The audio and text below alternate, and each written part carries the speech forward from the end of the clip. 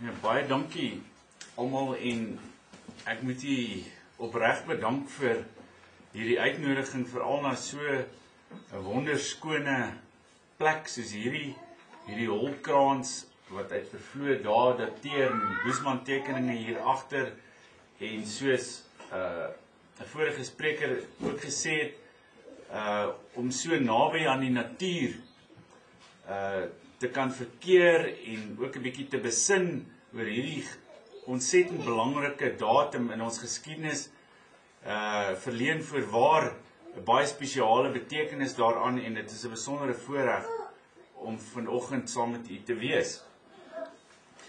Nou toe ek gevra is om hier te praat, het ek so 'n bietjie gewonder oor wat 'n geskikte onderwerp kan wees.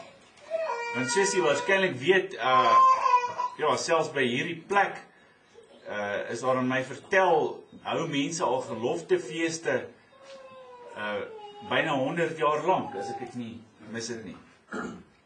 Nou, persoonlik het ek self al van die ou geloftedag toesprake van generaal Hertzog en ander groot Afrikaner leiers uit die verlede gelees. En dit is maar altyd moeilik om dan, as het ware, 'n nuwe of 'n vars onderwerp te kry vir geloftedag. Maar ook gegee ons huidige konteks en die situasie waarin ons onsself bevind, het ek dit daarom goed gedink om vandag my onderwerp rondom die gedagte van transformasie te konstrueer. En die vraag wat ek dan vra is, was Dingaan die eerste transformeerder? Nou vandag herdenk ons as het ware die oorwinning van die goeie oor die bose, van die lig oor die duisternis, van die regverdige en godvreesende voortrekker oor die listige, wreedaardige Dingaan. Ek meen daar is baie Afrikaners wat vandag dalk sou wou beweer dat Dingaan weer eens in ons land aan bewind is.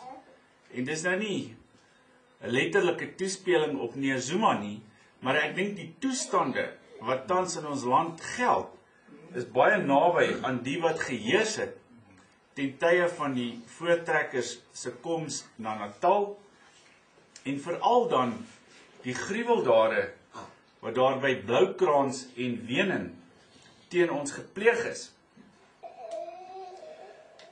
Soos jy weet, word elke tydvak en elke revolusie in die geskiedenis deur 'n woord of 'n begrip benoem. Daar was die bloedige Franse revolusie, baie beroemde gebeurtenis in 1789. Daar was die Oktoberrevolusie in Rusland, wat die tydvak van kommunisme ingelei het, as ook Mao se kulturele revolusie, wat 'n suiwerder vorm van kommunisme en gelykheid aan China moes bring. Hier by ons, miskien ongelukkig, ek weet nie, staan die tydperk van 1948 tot 1994 vandag bekend as die sogenaamde apartheid-tyd.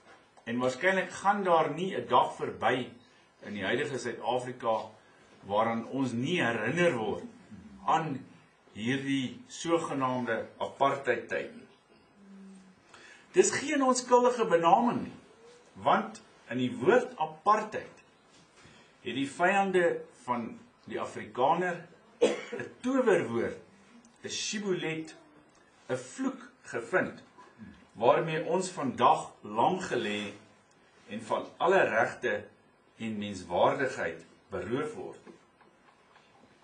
Nou wonder ek, iewers in die toekoms, of daar nie dieselfde soort waarde of dieselfde negatiewe betekenis, dieselfde pejoratiewe betekenis aan die term transformasie geheg gaan word.